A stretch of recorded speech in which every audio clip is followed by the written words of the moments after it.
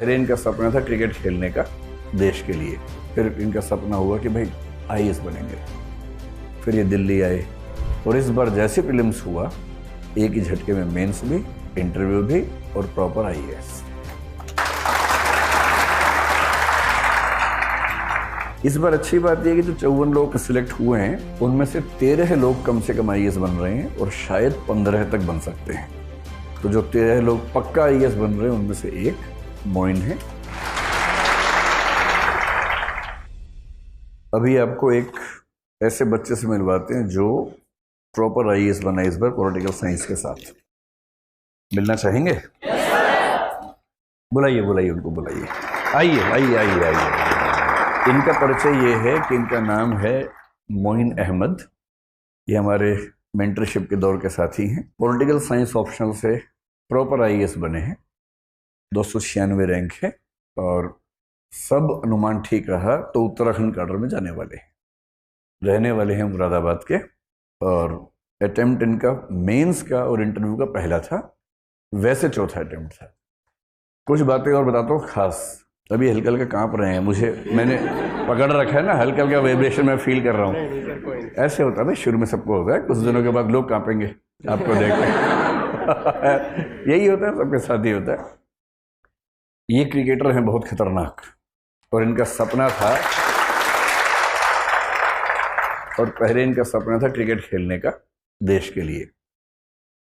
फिर संघर्ष होते हैं अपने अपने, नहीं हो पाया तो 2015 के आसपास इन्होंने अपना साइबर कैफे खोला गांव में और 3 साल साइबर कैफे चलाया 2015 से 18 तक लगभग। ऐसा ही था ना, 18 तक, 16 से 18 तक। कुछ वहां से सेविंग्स करके फिर इनका सपना हुआ कि भाई आईएएस बनेंगे। फिर ये दिल्ली आए, 3-4 साल स्ट्रगल की। जैसे दृष्टि में अस्मिता योजना है, ऐसे एक योजना, एक फाउंडेशन है कोई, उस फाउंडेशन की योजना में ये शामिल हुए। वहाँ ये उनका रहना खाना हुआ, पढ़ते रहे लगातार और इस बार जैसे प्रीलिम्स हुआ एक ही झटके में मेंस भी, इंटरव्यू भी और प्रॉपर आईएएस। इस बार अच्छी बात यह कि जो 54 लोग सिलेक्ट हुए हैं उनमें से 13 लोग कम से कम आईएएस बन रहे हैं और शायद 15 तक बन सकते हैं। तो जो 13 लोग पक्का आईएएस बन रहे हैं उनमें से एक मोइन है और ये 2 शब्द कहेंगे आपको मोटिवेट करने के लिए। कुछ ऐसा कहो कि ये सब भी मतलब।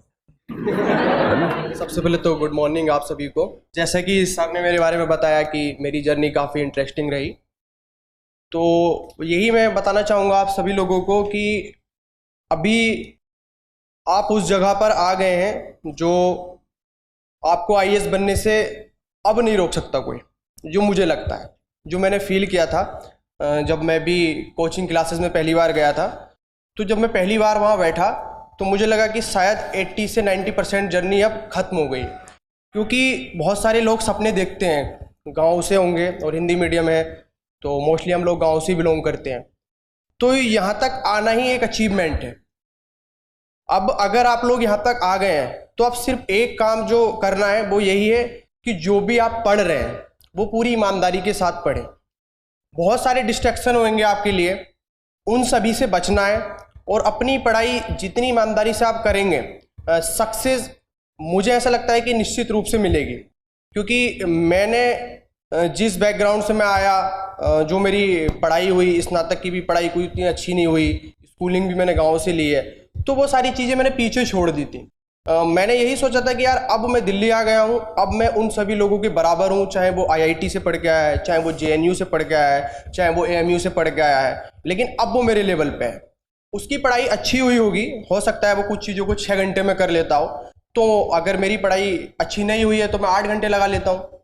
अगर हमें मेहनत ज़्यादा करनी पड़ रही है तो कोई दिक्कत नहीं है ना, सपना बड़ा है हमारा तो मेहनत भी बड़ी होगी और खुद पे भरोसा रखो। इस जर्नी में जो सबसे इंटरेस्टिंग चीज़ है वो यही है कि खुद पे भरोसा रखो कि आप कर सकते हैं। जब मैंने किया है तो यहाँ बैठा हर एक इंसान कर सकता है। मैं तो इस बार या अल्लाह में विश्वास रखने वाला आदमी हूँ, तो मैं यही कहूँगा कि आप अपना 100% दीजिए, बाकी चीज़ें उसके ऊपर छोड़िए। अगर आपने ईमानदारी से मेहनत की है तो सफलता आपको ज़रूर मिलेगी। और सिविल सर्विसेज में तो जैसे सर हमेशा बोलते हैं, आपने सुना होगा कि अगर आपने अच्छे से पढ़ाई की है तो ज़िंदगी में आप बहुत बेहतर करेंगे जहाँ भी जाएंगे। यही मेरा संदेश है। ठीक है मोइन, बहुत बहुत धन्यवाद, अच्छा लगा। और अब इनको ये शुभकामना नहीं देनी है कि अगली बार IAS बन जाए, बन गए हैं IAS, तो इनको शुभकामना दो देनी है। एक तो कार्डर इनको अच्छा मिल जाए जो ये चाह रहे हैं उत्तराखंड, और दूसरा आज तो ये IAS बन के आए हैं। मज़ा इसमें है कि आज से 15-20 साल बाद देश भर में ऐसा नाम हो कि लोग अखबार खोले तो हर रोज़ सामने लिखा हो कि मोइन अहमद IAS ने किया ये धमाल, ऐसा कुछ है ना। चलिए,